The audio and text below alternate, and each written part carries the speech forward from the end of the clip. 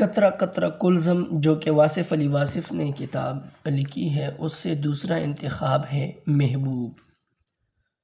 عجب بات ہے کہ محبوب بیٹا جدا ہوا تو باپ کی بینائی چھن گئی، اور مدت بعد بیٹے کی قمیص کی خوشبو سے بینائی لوٹ آئی۔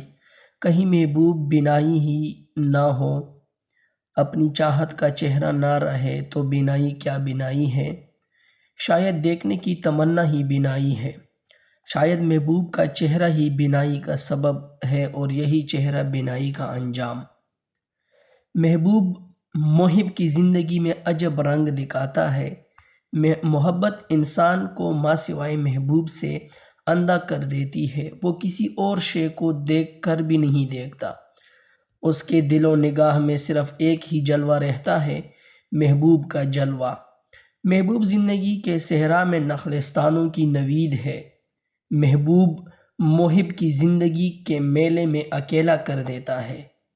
محبوب ہی باعث سفر ہے، وہی ہم سفر ہے، وہی رہنمائے سفر ہے، اور پھر وہی محبوب ہی تو حاصل سفر ہے۔ محبوب کبھی جلوہ بن کر روبرو ہوتا ہے، اور کبھی یاد بن کر چار سو رہتا ہے۔ محبوب جدا ہو کر بھی جدا نہیں ہوتا، وہ مر کر بھی نہیں مرتا۔ وہ محب کی آنکھ میں رہتا ہے، آنکھ سے اوجھل ہو تو دل میں آ بستا ہے۔ محبوب ختم نہیں ہوتا، غائب نہیں ہوتا، وہ کبھی عدم نہیں ہوتا۔ دنیا کی رونقیں محبوب کے دم سے ہیں۔ انسان اپنی زندگی کو محبوب کی خوشنودی کے لیے وقف کرتا ہے۔ انسان تو انسان، کائنات کی سب مخلوق اپنے محبوب کے لیے سرگرداں ہیں۔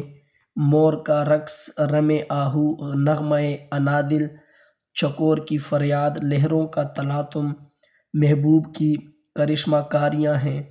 محبوب محب کو شعور زیست عطا کر کے شعور ذات عطا کرتا ہے۔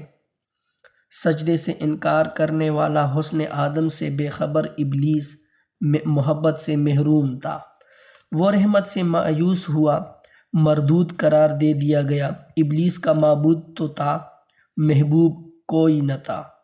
لعین ہونے کے لیے اتنا ہی کافی ہے۔ انسان کی محبت کے بغیر خدا کا سجدہ انا کا سجدہ ہے۔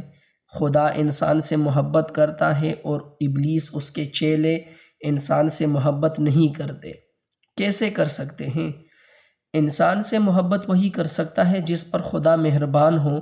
خدا جب کسی پر بہت مہربان ہو تو اسے اپنے پیارے محبوب صلی اللہ علیہ وآلہ وسلم کی محبت عطا کر دیتا ہے۔ انسان کے احسانات میں سب سے بڑا احسان محبت ہے۔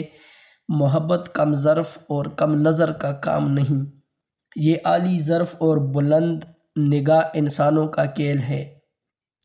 یہ بلند نصیب انسانوں کی بات ہے۔ اس زندگی میں جسے محبوب مل گیا، اسے سب کچھ ہی تو مل گیا۔ محبوب کے ملنے کی دیر ہے کہ زندگی نثر سے نکل کر نظم میں داخل ہو جاتی ہے۔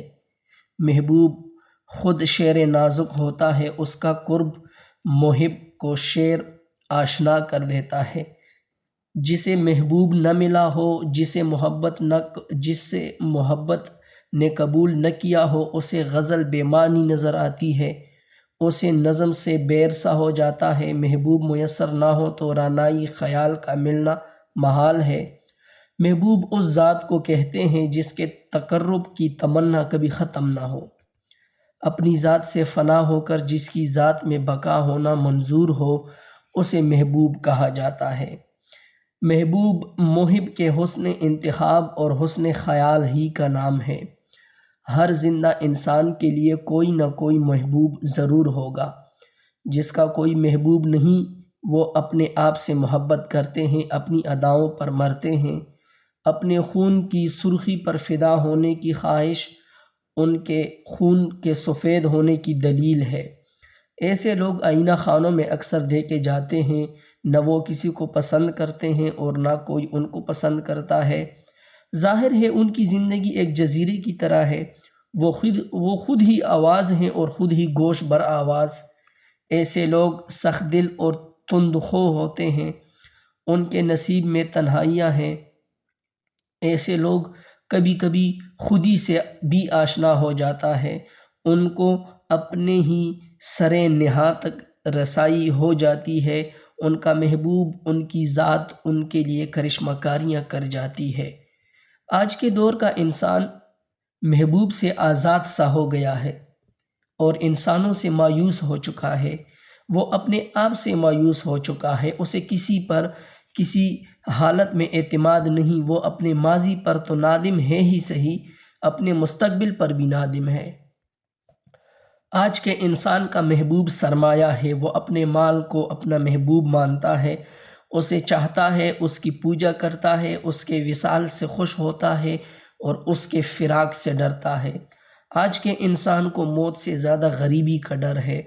مال کی محبت نے اندھا کر دیا ہے، انسان کو غافل کر دیا ہے۔ اس کی آنکھ تب کھلتی ہے جب بند ہونے لگے۔ بڑی محرومیاں ہیں آج کے محب کے لیے، آج کے محبوب کے حوالے سے۔ مال میں عجب حال ہے، پڑا رہے تو بیکار ہے۔ اس کی افادیت اس کے خرچ میں ہے، اس کے استعمال میں ہے، اس کی جدائی میں ہے۔ یہ محبوب ہمیشہ سے ہر ایک کے ساتھ بے وفا ہے، بے وفا رہا ہے اور بے وفا رہے گا۔ بے جان مال کی محبت جاندار انسان کو اخلاقی قدروں سے محروم کر دیتی ہے۔ مال کی محبت حریص بناتی ہے اور حریص کی جیب بھر جائے تو بھی دل خالی رہتا ہے۔ کچھ لوگ خدا سے محبت کرتے ہیں، صرف خدا سے اور بس، خدا کے بندوں سے نہیں۔ خدا کے بندوں سے محبت نہ کرنے والوں کو خدا کیسے پسند کر سکتا ہے؟ خدا کے حبیب صلی اللہ علیہ وآلہ وسلم تو وہ ہیں جو مخلوق کے محب اور خالق کے محبوب ہیں۔ اللہ کی محبت کا راز انسان کی محبت میں ہے۔ اللہ معبود ہے، انسان محبوب۔ اللہ کی راہ انسانوں کی راہ ہے، انعام یافتہ انسانوں کی۔ آج کے محبوب مال نے آج کے انسان کو بڑی محرومیاں عطا کی ہیں۔ آدمی آدمی سے دور ہو رہا ہے، جغرافیائی فاصلے ختم ہو رہے ہیں، لیکن دلوں اور نگاہوں کے فاصلے بڑھتے جا رہے ہیں۔ خاندان تو ختم ہو ہی چکا ہے، میاں بیوی، اولاد اور والدین کے درمیان پیسے کی دیوار حائل ہو چکی ہے۔ بیوی خاوند سے جدائی برداشت کر سکتی ہے، پیسے سے جدائی برداشت نہیں کر سکتی۔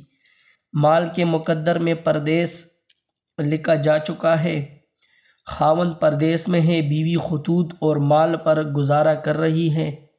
گھر سجائے جا رہے ہیں اور جس کی خاطر مقصود تھی وہ نظر نہیں آتا، کمائیاں کرنے گیا ہوا ہے۔ کچھ لوگوں کا محبوب نظریہ یہ ہے۔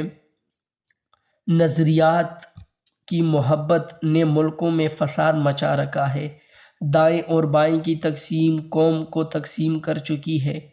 بائی بائی کے روبرو ہے بلکہ دو بدو ہے۔ گلستان وطن میں بڑے گل کھلنے والے ہیں۔